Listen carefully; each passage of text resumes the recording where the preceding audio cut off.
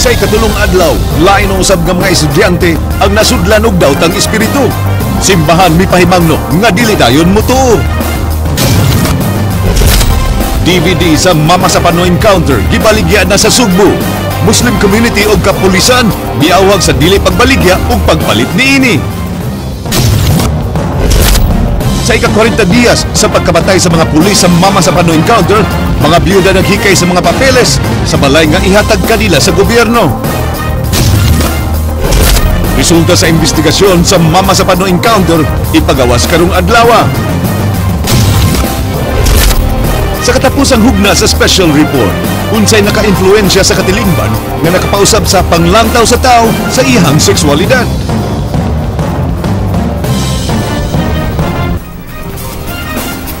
Maayong hapon Sugbo, Kabisayan, aniya na mga balita uban ang kinitibuk ang pwersa sa News 5 Cebu. Karong adlaw Biyernes, petsa 6 sa buwan sa Marso, tuig 2015, ako si Glenn Soco. Amo lang natud ang masayong pagbalita inubanan sa mas komprehensibong impormasyon. Ako si Andrea Patenia. Anak sa sakop sa Special Action Force nga napatay sa Mama sa Pano Encounter, nakaangkon og trauma ug nagdumili sa pagbalik sa eskwela. Sa ika-40 diyas nga sumad sa kamatayon, giasikaso sa mga nabiyuda ang balay nga ihatag kanila sa gobyerno agi ug bugti sa namatay nila nga mga bana. King Perez, Sugilimi. Naabtan sa News 5 sud sa buhatan sa National Housing Authority ang duha ka mga biyuda sa mga SAF troopers nga nakala sa Mama sa Pano Encounter. Karong adlaw mao'y 40 diya sa kamatayon sa 44 ka mga sakop sa SAF. Sa dihang giserve ang arrest warrant batok ang Commander Marwan nga nakalasab sa maong hitabo. Sud sa NHA gihugpong ang duha ka mga asawa alang sa ihatag nga housing kanila human sa nadangatan sa ilang bana. Si Dr. Christine Sempron nga asawa ni PO1 Romeo Sempron mihangyo nga di lang usama hinabi karong ika-40 diya sa iyang bana. Apan si Michelle Candano nga biyuda ni PO1 Windel Candano giangkon nga padayon nga gibati sa banay Candano ang kasubo. Bisan pa man nga 40 kadlaw na ang milabay human sa hitabo. Antod karon maglisod gyapon move on. Malabi na ko maglisod jud ko kay di man gud kay ako, basta man gud akong anak ang mas naapektuhan pod. Gani matud pa ni Michelle nga ang ilang batang lalaki ni PO1 Candano naglisod pa sa pagdawat sa nadangatan samahan ug dili gustong mo eskwela. Ug mo eskwela siya na jud akong mamatupad niya pero suliran sab sa ilang pamilya karon nga wa pa mahibaw kung kinsa ang angay manubag sa madugong engkwentro. Pipila ka mga investigating bodies mo'y mituki sa engkwentro. Apan wala gyapoy natudlong responsable sa operasyon nga namatyan og daghang mga pulis. Bisan pa man nga wala pay nanubag nga responsable sa engkwentro, malaumon si Michelle nga makabot gihapon ang hustisya. Ako na lang nang giampo gyud kay miskin sa una mo pangayong justice. Maglisod banta kay wa masita ka ba kinsa gi angay manubag lisod bazad na mo ingon masangil ta og kinsa jud. So ampo na lang kay kabaw man ko nga di lang kay ako nang ay justisya. Tibuok tao man tibuok na nagsubay sa SAF o kami mga pamilya sa mga namatyan. King Perez, News 5. Gikatakda nga masayran karong adlaw ang resulta sa gihimong investigasyon sa Mama sa Pano Encounter. Muanhi unta ang OIC sa Philippine National Police alang sa awarding sa Police Regional Office 7 nga giila nga nag-una sa tibuok nasod. Ray Pasaporte, Suginlimi. Kanunay nag-una ang PRO7 sa Crime Prevention ug Solusyon ug Crime Incidents Recording System kun CIRS sa tanang Regional Offices sa Kapulisan Lukop Nasod. Si Chief Superintendent Augusto Marquez Jr.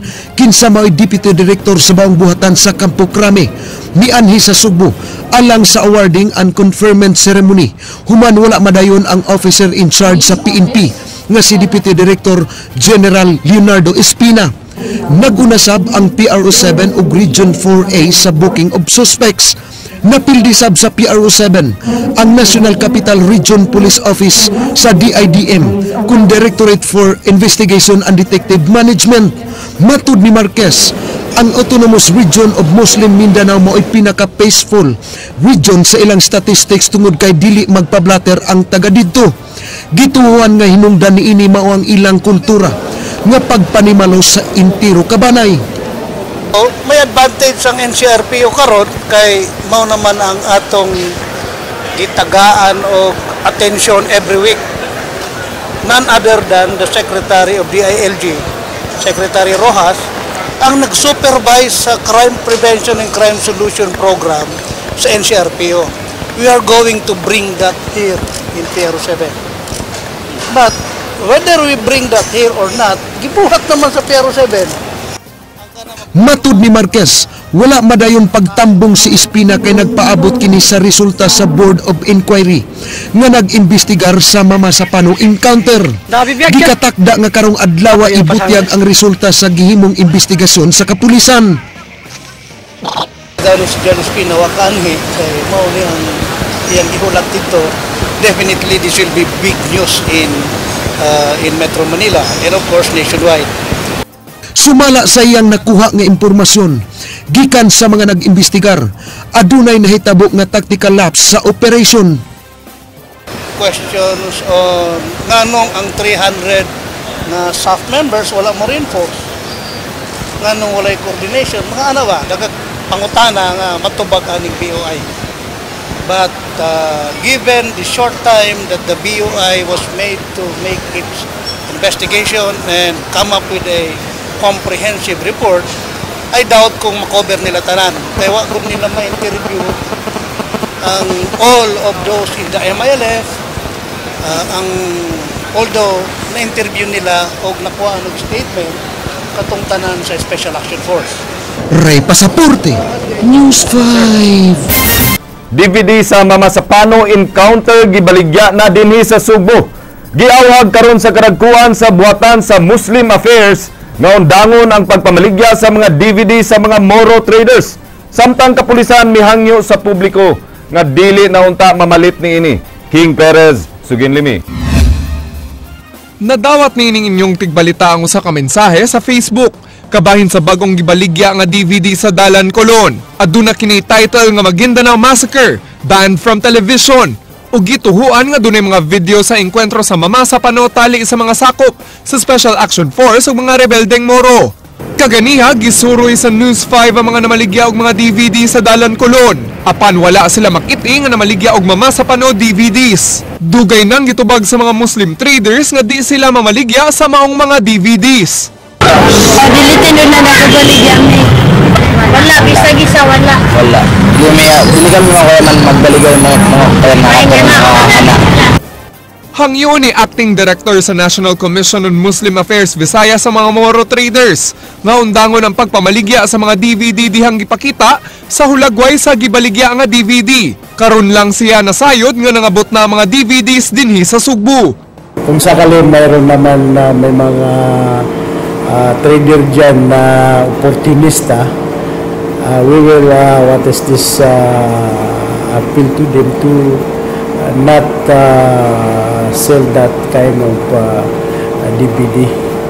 Matod ni Manong Giring nga nagdungag lang sa problema sa pagpasar sa Bangsa Moro Basic Law ang pagpamaligya sa Mamasapano DVDs. Human sa engkwentro nga namatian og daghang pulis mi-withdraw silang suporta ang pipila ka mga magbabalaod sa pag-sponsor sa draft Bangsa Moro Basic Law. Hindi nakakatulong yan sa problema ng Pilipinas tungkol sa nangyari sa Mamasapano. Hindi yan dapat ginagawa ng mga trader na mga kasama natin. Dahil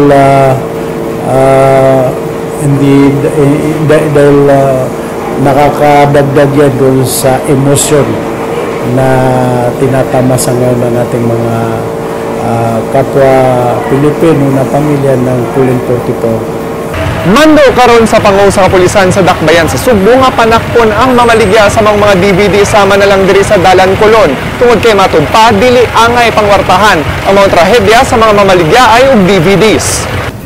They should not earn out of a tragedy with such an evil thing. No? Kaya nilang kumita dyan out of the tragedy, talagang wala na silang kaluluwa. Ipahibalo ni Cebu City Police Office OIC Conrad Capa sa Optical Media Board nga nangabot na sa Sugbo ang maong mga DVD. Matud niya katungdanan sa OMB ang pag-confiscate sa mga DVDs ug igo lang silang muabag sa maong buhatan. Gihangyo ni kapa mga Sugbuanon nga di mamalit sa DVD sa Mamasapano encounter. Now we'll coordinate with the Optical Media Board kasi sila ang pwede mag-operate yan eh. King Perez, News 5.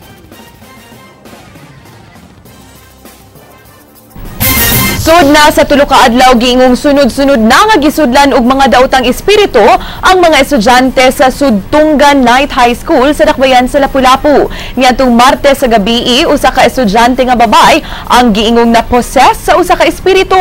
Pagka Miyerkules, duha ka estudyanteng lalaki ug kagabii mikabat na og napu ka mga estudyante ang giingong nasudlan og daotan nga espiritu. Ryan Sorote, Suginlimi.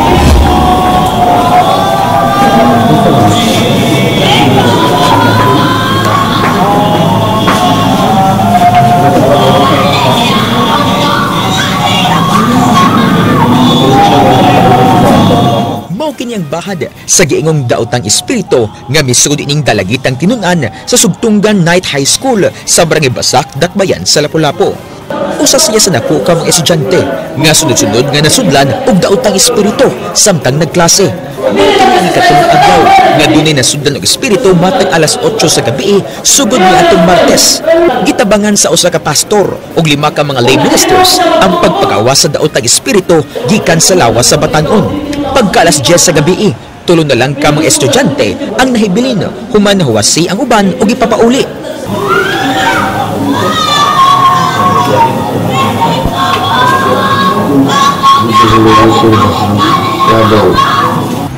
Pero ang balay, way nagpuyo ang yawa mo sod. Muna, kinanglan makabatong relasyon sa Ginoo para di nasod balik sa demonyo.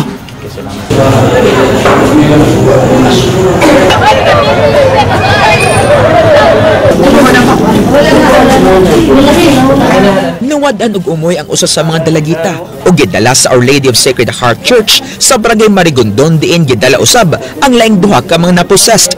Matud sa usa ka dalagita, usa ka espiritu nga ninganlan og Jemar ang misud kaniya ug nangayog tabang. Duna kunoy mga kauban si Jemar nga nasuko man mahilabti ang taw-an nga tabay sud sa eskwelahan. Daghan sila. Ha? Daghan sila. Isa may gusto nila. Nagtabang na mo. Ikaw ka mo makanilipid. Wala ko abalo. Laing gitudlo nga hinungdan sa pagkasuko sa mga dilingon nato ang pagputol sa usa ka punuan sa kahoy nga gitukuran sa ilang bagong 2-story classroom. Dining kapupunaan, hinulungan mo ako suol nga gining kabus nga galag nga nagadamot ka nimo aron imong tabangan. Hawa si Rosan, wala ra okay ra si Rosan, okay ra si Rosan. Kira lagi si Rosan, lagi padala. Bisan sud sa simbahan, pipila ka higayon nga gibalikan pagsud sa daotang espiritu ang dalagita. Nasuko og giwakli ini ang gitunol nga rosaryohan. Giampuan sa mananambal nga Bisaya kay way ni atubang nga pari kanila. Plano nga magpatambal ang eskwelahan sa exorcist nga si Monsignor Frederick Kreckenbeck. Nagkadugay, nagkadaghan ang mga bata nga giingong nasudlan og daotang espiritu sa mong tunghan apan gikahadlukan nga balikan ra ang mga tinun-an kun way tarong nga lakang nga buhaton ang mga tinugyanan sa mong tunghaan alang sa mga bata. Ryan Sorote, News 5. Subay sa mga balita, gisuspenso ang klase sa Sudtungan Night High School sa Lapu-Lapu City karong hapon tungod sa sunod-sunod nga giingong demonic possessions nga nasinati sa mga estudyante. Apan ang simbahan miawag nga di dayon motuo sa mga panghitabo o gikinahanglan ang mas hugot nga pag-ampo. Ania ang report. Gipaybaw sa principal sa tunghaan nga si Gilbert Enequela pinaagi sa phone interview nga di usa klasehan ang high school student sa maong tunghaan karong hapon ug usa ka misa ang isaulog sud sa eskwelahan karong alas 5. Apan back to normal ra ang klase sa elementary kaganihang buntag nga nagamit sa samang classroom sa Night High School. Gani giklasihan gyapon sa grade 3 class kining classroom nga gi-occupy sa mga tinunan sa grade 7 kun first year high school. Di nahitabo ang pagsud sa daotang espiritu. Apan wa usa hilabti sa advisor kining naputol nga rosaryohan nga nahabilin sa iyang lamesa. Matod sa mga high school students nga mitunga kaganiha aron motabang sa pagluto sa feeding program, mahadlok na silang moskwela tungod sa maong panghitabo. Nakuyawan nga, murag di na ganan mo eskwela tungod sa naitabo pagka isang adlaw gabi Yan na siya nga, hot doon dumitanan, mubalik pa daw siya. Mahadlok na kamskwela. Ano man? Kaya pasig susudlan mo ko. Giubanan na lang ni Nanay Jelly ang iyang anak sa eskwelahan o gihuwat nga mamuhi tungod sa kabalaka. Inadlok Kay, ano man? Tungod lang na itabuan.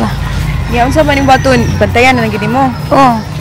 Matod sa mga magtutudlo, dugay nang gireklamong tawaan ang ilang tunghaan. Gani di kini ang unang higayon diin dunay mga tinun-an nga giingong nasudlan og daotang espiritu. Matod di ini usa ka elementary teacher nga di magpaila niadtong 2005 nasudlan sab og daotang espiritu yang tinun-an sa grade 2 sa iyang karaan nga classroom. Pag adto din ako ang bata sigad jud kay mata. So ni collapse day ko na tong bata ya sigad jud kay mata. Pag-abot ni anak ko nga unsay sa nako nimo kay siga man kay siyag mata. So nana sa kong mind ba nga murag nasudlan jud ni. Unsay among gibuhat ato is huwag asin. Huwag asin. Ibutangan na mo sa ilang kamot, asin, tiil, ulo, and then kanang na may teacher na mo usa nga naay Bible, gibasahan na mo Psalms 23 ug Psalms 91. So right after gid ana, himbot kong balibo. Right after ana murag ni gawas ang katong nisud niya kanang unsa man siya naako na yung nisud niya then asa man ron sus pag-ingon jud sa batang nara gusto na pud siya mobalik nako. Kadaghanan sa makitaan matud pa mao ang usa ka itom nga figure nga murag arino. Bisan ang mga panday sa tunghaan nakasinati sab kuno katingalahang panghitabo. So ni offer ko nga nang Manong, pwede ra mo stay sa akong room, ana. Ibili na akong yawin, ana sila, ma'am. Bahalag mag-antos mi diri sa gawas. Kana imong room, ma'am. Ambot lang yun, ma'am. Saba kay nimong room, ma'am. Ipanglabay ang mga chairs and tables. And then, inikabuntag, ma'am, itanaw na mo arranged to kayong imong classroom.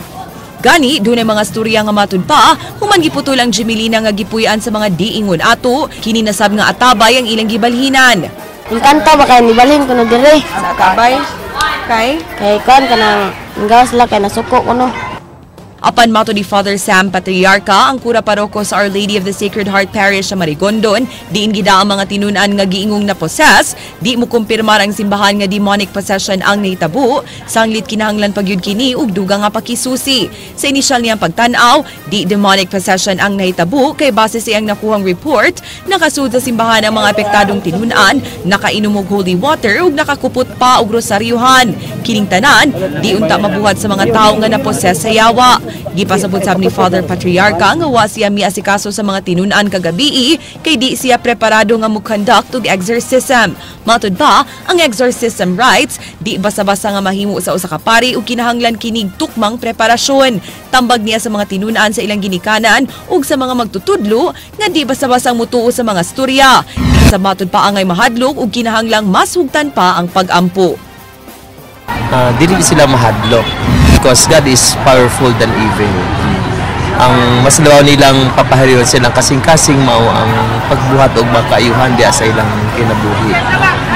Ang mga panghitabo dili dayon tuhan kun dili susion base may mga problema ang kabataan sa ilang relationship sa ilang maginikanan, sa ilang mapagtuon o base may uban pud nga ma-influences. Andrea Patenia, News 5. Usa ka giila nga drug pusher sa Barangay Agus sa Dakbayan sa Lapu-Lapu nadakpan sa mga pulis sa usa ka buy-bust operation. Leslie Caminada Vestil, Sugin Limi. Kining upat ka medium size nga pakete sa shabu ug mga gagmayng putos nga giban-aban na may kantidad og 70,000 pesos na sakmit sa kapulisan uban sa usa ka 38 revolver. Usa ka buy-bust operation gihimo sa mga pulis sa Lapu-Lapu sa sitio Ibabaw, Barangay Agus kagabi. Nasikop sa mga sakop sa Marigondon Police Station ang usa ka Brian Igot kinsa giila nga usa ka drug pusher silang dapit. Una dunay ni taho kare sa mga nagpagkabana pud ba.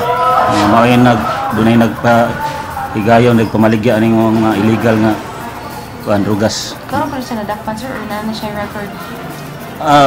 Base sa mong record wala pa ni siya record diri nga nakuan nadakpan ni siya sa niaging mga adlaw o aging mga katuigan wala karon pa ni siya na sikop na mo diri.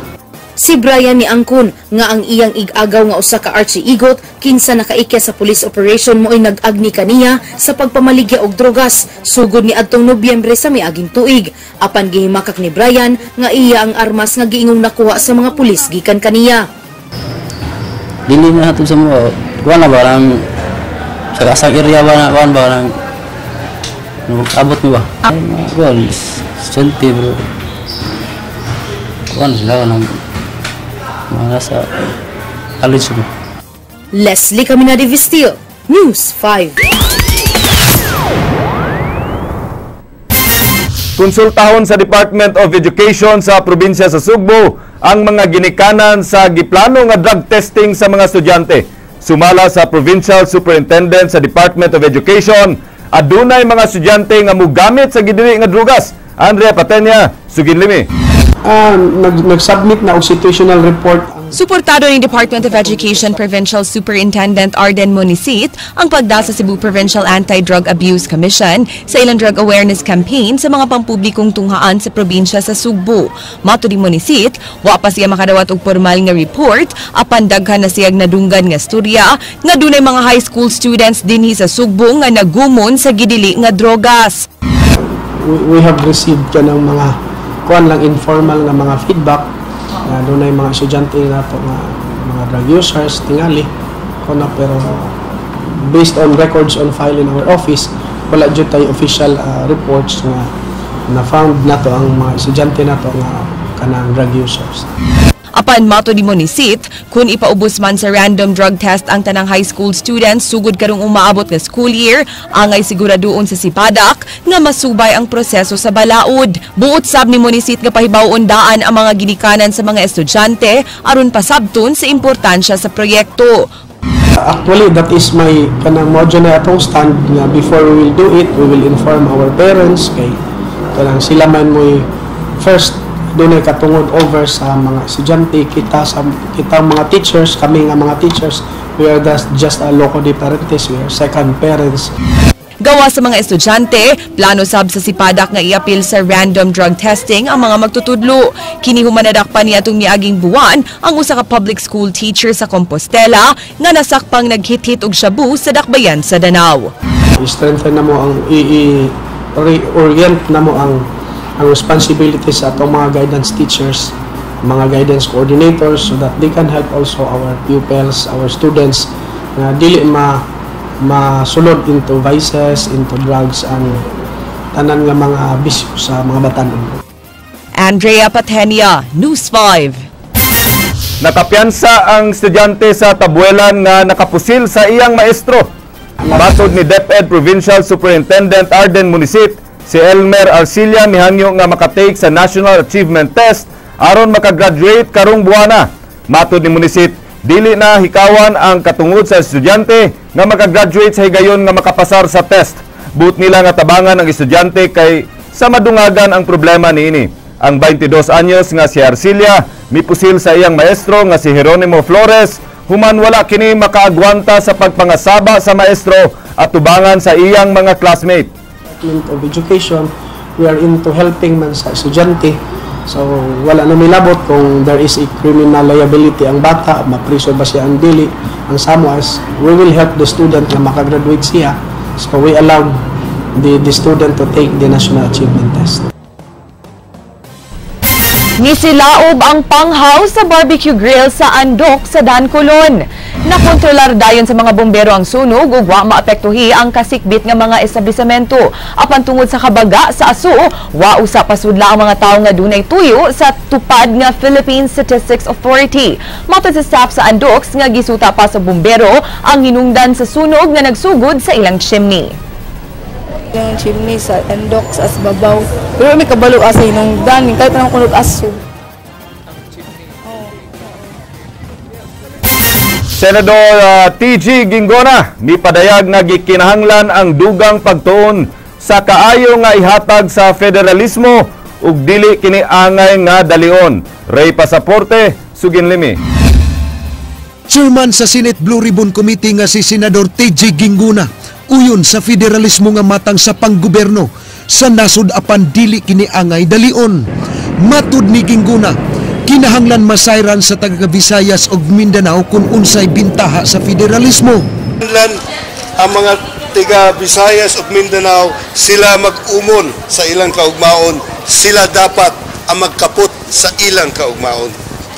Alang ni Gingguna, kung ipugos gyud ang federalismo dili karon sa kasamtangang administrasyon tungod sa kataas sa proseso niini. Si Davao City Mayor Rodrigo Duterte naabot dinhi sa Subo alang sa pagkampanya sa pag-usab sa panggobyerno ngadto sa federalismo.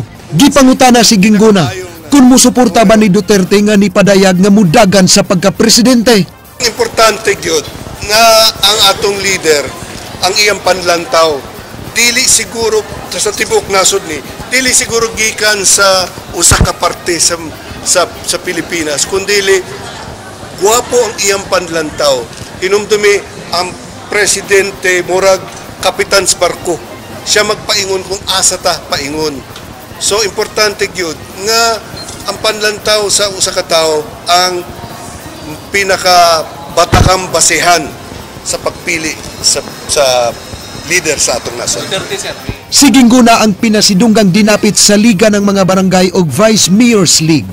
Ray Pasaporte, News 5. Nag-blessing sa bagong infirmary, CR ug bakery ang Cebu Provincial Detention and Rehabilitation Center. Usa ka santos nga misa ang gipahigayon sa compound sa maong pasilidad nga gitambungan usab sa mga piniriso. Ang 100,000 pesos nga gigasto sa paghimo sa CR gikan sa halin sa ilang bakery. Gi-introduce sab ang bagong produkto silang bakery nga mao ang hopya. Mga peke nga food supplements nga gigamit isip sex enhancers na sakmit sa mga sakop sa NBI. Kini gipamaligya sa mga tindahan sud sa mga mall sa Sugbo. Leslie Caminada Vestil, Suginlimi. Nasakmit sa mga sakop sa National Bureau of Investigation kining mga kinarton nga sex enhancer nga gito ang mga fake. Pasado alas 11 kagahapon sa buntag, gipahigayon ang search operation sa mga sakop sa NBI 7 sa tulo ka lugar human sila makadawat og reklamo gikan sa distributor niini nga moong ATC Healthcare Corporation. Matud pa sa team leader sa operation Attorney Rinan Agustos Oliva, ang kumpanya nakadawat og report nga di effective ang ilang gibaliga nga sex enhancers. Sa wala paghihimo ang raid, ang NBI mihimo og test buy sa mga tindahan.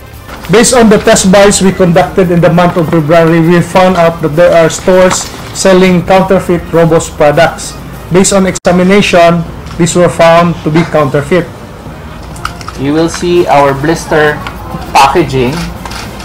Gitandi sa taga ATC Healthcare ang fake ug original nga Robos capsule.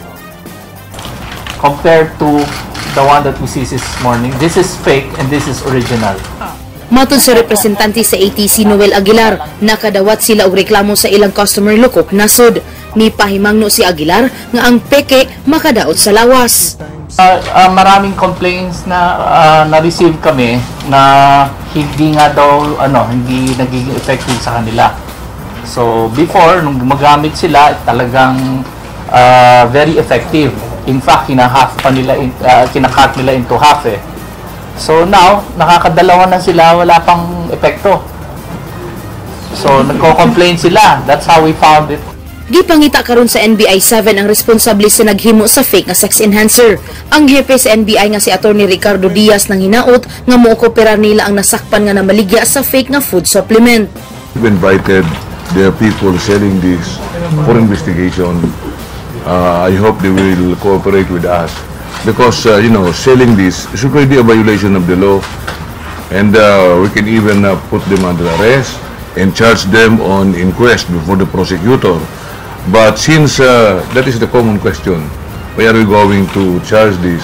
So we are going to investigate them. Perhaps they could give us an idea where the origin of these fake Robos are. Leslie Caminada Vestil, News 5. Andrea, kani karon lang isulod ang flag down rate sa taxi. Yes. Muubos na starting karong Lunes. Lunes. Kini March gipahibaw ni LTFRB Chairman Winston Hines Glenn. Subay kini sa petition nga gisumiti ni Negros Oriental Representative Manuel Iway na mo lagi ipakunhod ang plitihan sa mga taxis. So gikan sa 40 pesos kun 40 pesos, sugod karong Lunes 30 na lang ang flag down rate. However, magpabilin ang succeeding 3 pesos and 50 centavos per 300 meters. So medyo good news ni siya para sa atong mga commuters, apan bad news sa atong mga taxi drivers. Pero ato lang pahimang no nga musunod lang yun no, sa maong kuan kay may posibilidad ba nga ma-apprehend yun o cancelar ang kaning franchise. Mao lagi, pero kani siya is provisional, so dili daw kinahanglan ang recalibration sa atong mga taxi units.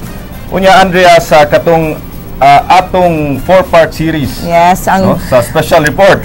Ang controversial special report. King Perez, no? Ang gistoryaan sa kadaghanan karon, no? Kabahin ni ining sex, no? Gawas sa unang sexual nga kasinatian, mga pagtuon mipakita nga adunay laing nakaimpluwensya sa panglantaw sa sexualidad sa usa ka tawo. Sa katabusang hugna sa special report ni King Perez, atong masayran ang mga hinungdan kung unsa ang nakapausab sa panglantaw sa katilingban sa sexuality ug sa kahimtang sa pamilya nga adunay dakong responsibilidad sa paghulma sa morals ug values sa mga batan-on. Appeal for sex may usa sa mga elemento aron matagad ang usa ka pahinumdum. Matud pa sa advertising professor Greg Lloren, mukagat dayon ang target audience kay panginahanglan man ang sex. Perfume because you wanted to be attractive, and attraction has a sexual connotation to it. So when you are making an ad for a perfume, it has to be sexy. Kay panginahanglan ng sex, nahinung supply sa mong demand ang mahilig sa group sex na silang Cactus ug Tulip. Niadtong usa ka bahin silang kinabuhi. Si Cactus nga usa ka gay man miangkon nga mag-cross-dress siya kaniadto aron makakuha og foreign customers kundi moabot sa 10,000 pesos ang labing dakong kita. Samtang si Tulip nasuwayan sab nga mabayran sa mga foreigner ug Pilipino. Apan giklaro nila nga nihunong na sila sa pagpabayad. Tabang sa pamilya ang ilang hinungdan ngano mi resort sa mga panginabuhi. Like kanang may mag-naked sa tubangan nila, then mag-dance-dance pa sa ilang favorite music, o tripping gid kay ilang style. Pagkan mo siya mahung sa sila group sex, pero kami tayong yung gigamit, pero sara siya kabuok.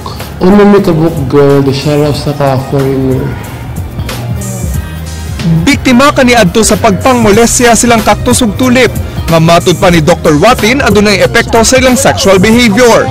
Gawa sa early sexual experience aduna say impact ang sayo nga exposure kabahin sa sex. Sama sa pornography, internet ug media, nakip na sa mga salida ug mga advertisements. Apan matud ni Loren, dili tinuyuan sa mga sexy advertisements nga moagni og daotang binuhatan sa sex, sama sa sex crimes. I don't think that advertising is the primary cause, or any medium is the primary cause for people to commit such acts. It's already there, innate in them, and it's just waiting to get out. Tambag sa doktora nga angay magmatngo ng mga ginikanan sa mga binuhatan ug mga kaagi sila mga anak. Importante nga mapasabot sa mga anak ang value sa dignidad sa usa ka tawo sa sayong pangidaron. Gani usa sa mga gitambag sa doktora nga mapasabot sa mga anak nga usa lang ka pelikulang 50 Shades of Grey ug dili kini maayong buhaton. Kabahin ng salida sa usa ka dato ug hitsuraan nga si Christian Grey nga giromanticize ang pagpasakit sa iyang partner. Tingali kung ang tango nato nga ang kining nagadaangan niya nga ang lead role nga lalaki dili kayon anak kagwapo, dili kayon anak kadato, basin lahi ang tan-aw nato sa salida. You transpose animal to the experience of pornography, or shown pictures, shown videos, and you get your kick from there as a substitute, no, for what would have been the real sex, no, which in this case is not available. No, some people get hooked on it nga they would actually value it even more than sex itself. No? But on the other hand, some people get all kinds of ideas from watching these things, and then they would like to apply it in real life. Dugang ni Monsignor Tan nga ang weak family structure sama sa mga broken families mao'y nakapahuyang sa gitudlo sa simbahan, lakip na sa sexualidad. The crisis that we are facing in society is oftentimes the crisis of saints, no? Meaning the lack of saints in society, the lack of people who live up to the gospel values, the lack of people who really listen to their conscience. And so with the hardening of the conscience, we have lost our sense of accountability to a higher being and our accountability to one another. Giangkon hinuon nilang Cactus ug Tulip, nagipanglantawan nila ang adlaw nga mahunong na ang ilang paki-group sex, apan wa sila masayod kung kanus akutob. Well, sa tinud-an you will not just kanang di ba kamutanaw sa advantage ug disadvantage sa usa ka butang as long you enjoy, period. Lami nakatry na mga pangita. Ang matag binuhatan adunay hinungdan, bisan pa man nga adunay mga tao nga na-engage sa mga talagsaong sexual practices, angay nga sabton ang ugat sa ilang binuhatan ug tabangan sila nga makabarog sama na lang sa mga biktima sa pagpangabuso ingon man sa katong mga nakasala. Hagit sab karon sa mga dakong institusyon sama sa gobyerno ug simbahan ug gani sa tibuok katawhan ang nakausab nga panglantaw kabahin sa sex. Kung musunod ba sa mga traditional moral values o mukuyog sa mga bagong pamaagi sa pakighilawas sama nilang Cactus ug Tulip. King Perez, News 5. Daghan gyud mga impluwensya gyud Andrea no sa kaning pangunahuna sa tao no. But it was very well said ganina ni Monsignor Tan nga ang weak family structure is actually one of the reasons no.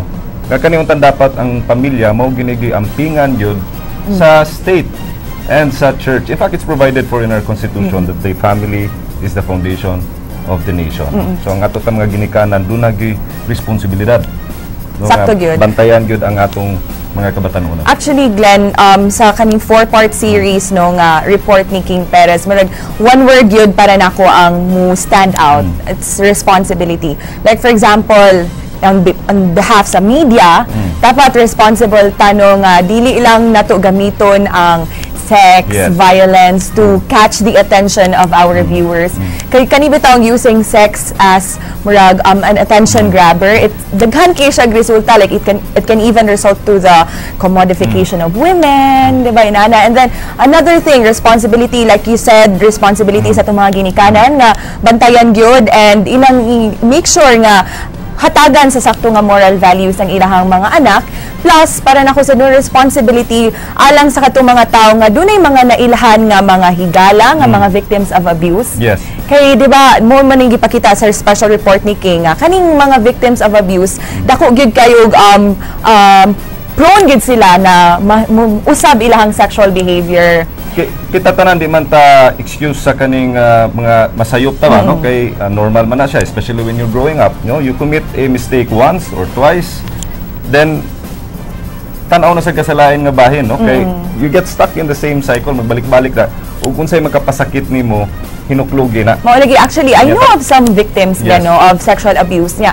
Kanang ilang pagtan-aw silang kaugalingon ubos kayo because they say nga hugaw namang gud ko daan. So inaano na lang ko gamay kay ilang pagtanaw silang self. So if you know of someone na biktima sa sexual abuse, dapat nato sila tabangan na mo-believe sila silang selves pagbalik. And so then, ang support system balik. Yes, we have to empower them. Now what will happen ug katong dili kumpleto ang pamilya? Na sila friends. Friends. If they have relatives. Mo lagi na. So atong mga viewers, if you know of someone, be that person who will empower our victims of sexual abuse. That's why ang spiritual magod, ang church and then ang state, no, needs to be there to strengthen ang atong family structure. No, gisa ato sang mga kabatanunan ug sa atong mga kaigsunan, no. Hinuklugi ning maong series nga atong gihatod kay dunay ni daghang mga pagtulunan, no, aron na mahapsay ug manindot ang inyong mga tagsa-tagsa kinabuhi uban ang atong katilingban. Nagwali na gyud ta karon. Og good Friday and have a good weekend, Andrea. Happy weekend mga kapatid. Bawag kadto ang mga balita sa Aksyon Bisaya, kini si Glenn Soco. Maraming salamat. Ako si Andrea Patania. Bisan asa, bisan kanusa. Kapatid, hindi lang kutob sa balita. Aksyon!